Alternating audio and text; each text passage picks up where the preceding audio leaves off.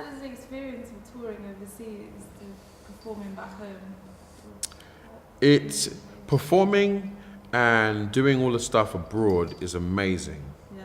It's amazing because, okay, I was one of the artists alongside Black Twang and Roots Maneuver, especially in the early 2000s and the 90s, to really kind of crack and make a consecutive dent on European hip hop.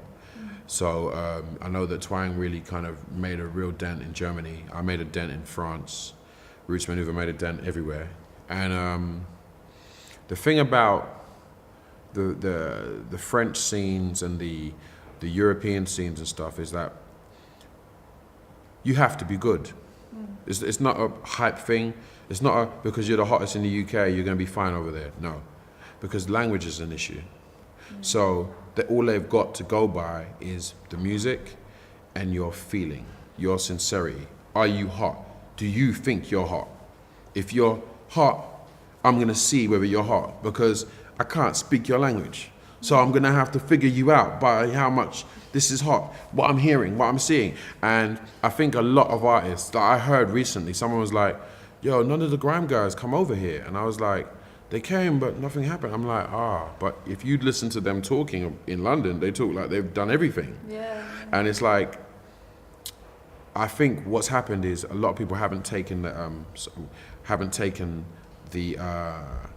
fact that you're traveling abroad to perform in another country seriously and being respectful about it. People just assume that the hype is supposed to be what it is. It's like, no, you got to build it. You got to start from scratch. And we started from scratch. So, we learned to sometimes speak the language a little bit, bonjour, say some things and just build upon it. And my experience abroad is now as an international hip hop artist. So I have people that might come from another country to come into this country to come and see me do a show because they heard I'm not doing a show anywhere else. And it's like that, and it's just what it is. It's beautiful. It's heartfelt and it's real. Yeah. So, what's on your iPod? I threw my iPod. I gave my iPod to my goddaughter. Wow. And she's loving that because she's got like a proper blinging iPod for an 11-year-old child. She's happy. So you don't have an iPod at all? I gave it away. I didn't want an iPod because I was making an album. I sold my radio. Wow. I haven't had a radio in my house for 8 years because I don't need all that music coming in, especially if radio stations can't play music on a certain, like playlisting so tight and dry in the UK that you're just going to hear Whitney Houston and Alicia Keys like 50 times. No, I don't need a radio. I can YouTube Alicia Keys once a day myself and I'll be fine.